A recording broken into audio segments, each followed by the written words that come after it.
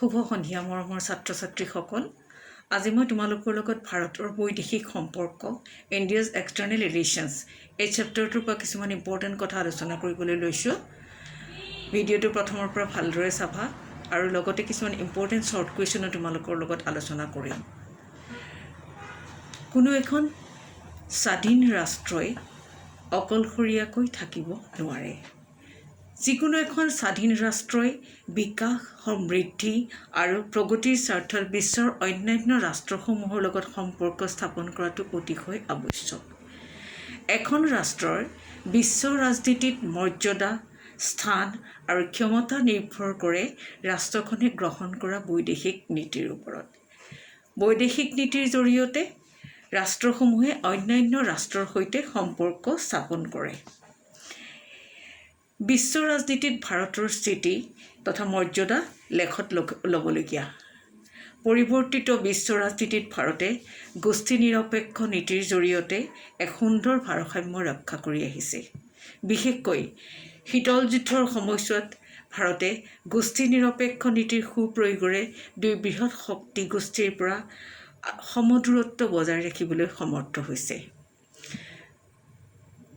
ভাৰতে স্বাধীনতা লাভ কৰাৰ সময়ত বিশ্ব ৰাজনীতিত শীতল যুদ্ধৰ আৰম্ভ হৈছিল দ্বিতীয় বিশ্বযুদ্ধৰ পিছত উদ্ভৱ হোৱা ৰাজনৈতিক বিকাশত আমেৰিকা যুক্তৰাষ্ট্ৰ আৰু ছোভিয়েট ইউনিয়ন দুই বৃহৎ শক্তিত পৰিণত হৈছিল এনে এক দ্বিমেৰু বিশিষ্ট বিশ্ব ৰাজনীতিত স্বাধীন ৰাষ্ট্ৰ হিচাপে আত্মপ্ৰকাশ কৰা ভাৰতে বৈদেশিক নীতি প্ৰণয়নত এক গুৰুতৰ সমস্যাৰ সন্মুখীন হ'বলগীয়া পৰে নতুনকৈ গঠিত ৰাষ্ট্ৰ হিচাপে বিকাশ আৰু প্ৰগতিৰ স্বাৰ্থত ভাৰতে কোনো শক্তিশালী গোষ্ঠীৰ ৰাষ্ট্ৰৰ লগত বন্ধুত্বমূলক সম্পৰ্ক স্থাপন কৰাটো প্ৰয়োজন আছিল কিন্তু কোনখন ৰাষ্ট্ৰৰ সৈতে ভাৰতে সুসম্পৰ্ক স্থাপন কৰিবলৈ আগবাঢ়িব আমেৰিকা যুক্তৰাষ্ট্ৰ নে ছোভিয়েট ৰাষ্ট্ৰই এনে দুদুল্যমান অৱস্থাত বৈদেশিক নীতি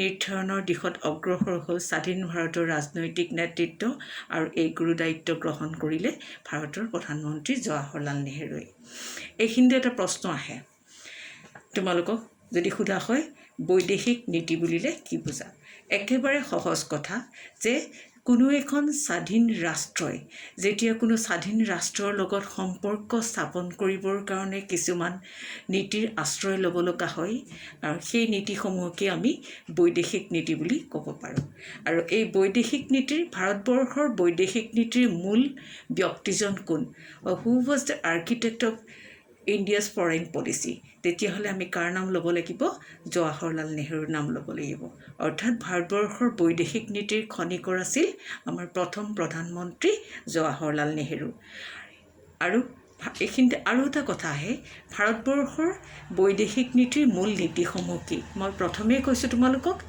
গোষ্ঠী নিৰপেক্ষ নীতিৰ জৰিয়তে জৱাহৰলাল নেহৰুৱে যি দুই গোষ্ঠীৰ পৰা আঁতৰত থাকি নিজৰ ভাৰসাম্যতা বজাই ৰাখি আহিছে সেই গোষ্ঠী নিৰপেক্ষতা নীতিয়েই হৈছে ভাৰতবৰ্ষৰ বৈদেশিক নীতিৰ মূল নীতি ইয়াৰ পিছত আৰু এটা হৈছে ভাৰতবৰ্ষৰ বৈদেশিক নীতিৰ মূল নীতি বুলি ক'লে আৰু এটা আমি কথা ক'ব লাগিব উপনিৱেশিকতাবাদ বিৰোধী আৰু সাম্ৰাজ্যবাদ বিৰোধী 200 বছৰ কাল ব্ৰিটিছৰ শাসনত থাকি ভাৰতবৰ্ষই যি তিক্ত অভিজ্ঞতা লাভ কৰিছিল সেই অভিজ্ঞতাৰ পৰাই ভাৰতবৰ্ষই তাৰ পিছৰ পৰাই স্বাধীন হোৱাৰ পিছৰ পৰাই ভাৰতবৰ্ষই সেই উপনিৱেশিকতাবাদ আৰু সাম্ৰাজ্যবাদৰ বিৰোধিতা কৰি আহিছে ইয়াৰ পিছত আৰু এটা কথা আমি ক'ব লাগিব যে ভাৰতবৰ্ষই সদায় শান্তি বিচাৰে সকলোবিলাক আন্তৰ্জাতিক সমস্যা যিকোনো ধৰণৰ সমস্যা শান্তিৰে সমাধান কৰাটো ভাৰতবৰ্ষই বিচাৰে অৰ্থাৎ বিশ্ব শান্তিৰ ক্ষেত্ৰত ভাৰতবৰ্ষৰ যথেষ্ট অনুদান আছে এই ক্ষেত্ৰত ভাৰতবৰ্ষই ৰাষ্ট্ৰসংঘ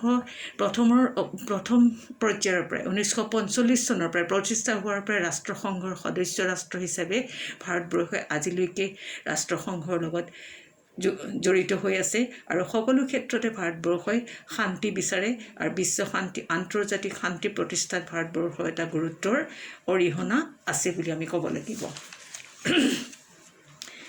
ইয়াৰ পিছত আহিল ভাৰতবৰ্ষৰ বৈদেশিক নীতিৰ লক্ষ্য কি লক্ষ্য বুলি ক'লে আমি ক'ব লাগিব যথেষ্ট কষ্ট আৰু ত্যাগৰ বিনিময়ত লাভ কৰা সাৰ্বভৌমত্বৰ সংৰক্ষণ ভাৰতবৰ্ষই কেতিয়াও ভৌগোলিক অখণ্ডতাৰ ৰক্ষণাবেক্ষণ অৰ্থাৎ ভাৰতবৰ্ষই কেতিয়াও কোনো ক্ষেত্ৰতে কোনো এখন ৰাষ্ট্ৰক নিজে আগবাঢ়ি অগ্ৰসৰ আক্ৰমণ কৰিবলৈ নাযায় আৰু নিজেও কোনো ক্ষেত্ৰতে আনৰ হৈ পেলাই নিজৰ অখণ্ডতাৰ ৰক্ষণাবেক্ষণ সকলো সময়তে ভাৰতবৰ্ষই বিচাৰে। ইয়াৰ উপৰি দ্ৰুত অৰ্থনৈতিক বিকাশত উৎসাহিত কৰা এইটো হৈছে অৰ্থাৎ ভাৰতবৰ্ষৰ বৈদেশিক নীতিৰ মূল নীতি বুলি ক'লে আমি কি বুলি ক'ম? গোষ্ঠী নিৰপেক্ষ নীতি, উপনিৱেশিকতাবাদ বিৰোধী নীতি আৰু বিশ্ব শান্তিৰ ক্ষেত্ৰত শান্তিৰে সকলো বস্তু সমাধান কৰাটো ভাৰতবৰ্ষই বিচাৰে। আৰু এই ক্ষেত্ৰত আৰু এটা বস্তু আহি যায় যে লক্ষ্য কি? গোষ্ঠী বৈদেশিক নীতিৰ লক্ষ্য বুলি ক'লে আমি কি বিচাৰোঁ? বৈদেশিক নীতিৰ লক্ষ্য বুলি ক'বলৈ হ'লে আমি কি বিচাৰোঁ? ভৌগোলিক অখণ্ডতাৰ ৰক্ষণাবেক্ষণ, দ্ৰুত অৰ্থনৈতিক বিকাশত উৎসাহিত কৰা আৰু যথেষ্ট কষ্ট আৰু ত্যাগৰ বিনিময়ত লাভ কৰা সাৰ্বভৌমত্বৰ সংৰক্ষণ। এই তিনিওটাই হৈছে বৈদেশিক নীতিৰ মূল লক্ষ্য আৰু মূল নীতি। এতিয়া আমি কিছুমান ইম্পৰ্টেণ্ট কুৱেশ্যন তোমালোকৰ আগত ক'ম এই চেপ্টাৰটোৰ পৰা।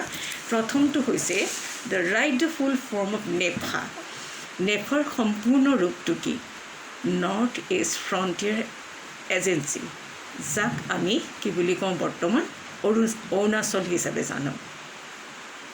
ইয়াৰ পিছত আহিল name the agreement which was signed by Indira Gandhi and Zulfikar Ali Bhutto 1972। যে ইন্দিৰা গান্ধী আৰু পাকিস্তানৰ ৰাষ্ট্ৰপতি জুলফিকাৰ আলীয়ে স্বাক্ষৰ কৰা চুক্তিখনক আমি কি বুলি জানো? সেইখন হৈছে চিমলা এগ্ৰিমেণ্ট বা চিমলা চুক্তি। আৰু এটা ইম্পৰ্টেণ্ট কুৱেশ্যন, পঞ্চশীল নীতিত স্বাক্ষৰ কৰা ভাৰতৰ প্ৰধানমন্ত্ৰীগৰাকীৰ নাম কি? আৰু পঞ্চশীল নীতি কেতিয়া স্বাক্ষৰিত হৈছিল? 1954 চনৰ 1954 29 এপ্ৰিল 1954 চনৰ 29 এপ্ৰিলত পঞ্চশীল নীতিত স্বাক্ষৰ কৰিছিল জৱাহৰলাল নেহেৰু আৰু চৌ এন লাই, চীন দেশৰ প্ৰধানমন্ত্ৰী Chou En Lai. Next question আহিল in which year first nuclear explosion undertaken by India. ভাৰতে কোন চনত প্ৰথমবাৰৰ বাবে পাৰমাণৱিক বিস্ফোৰণ ঘটাইছিল? 1974 চনত 1974। আৰু এটা ইম্পৰ্টেণ্ট কুৱেশ্যন, শ্বৰ্ট কুৱেশ্যন আগতেও উল্লেখ কৰিছোঁ মই। Mention to important basic principles of India's foreign policy. ভাৰতৰ বৈদেশিক নীতিৰ দুটা গুৰুত্বপূৰ্ণ মূল নীতি কি কি?